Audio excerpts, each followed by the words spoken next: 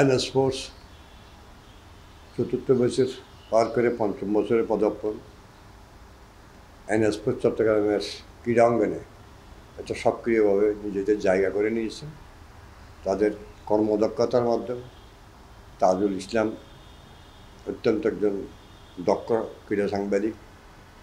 সে NS ফোর্সকে যেভাবে এগিয়ে নিচ্ছে আন্তরিকভাবে, সেটা আমাদের জন্য একটা মাইল ফলক হিসেবে আমি মনে করি।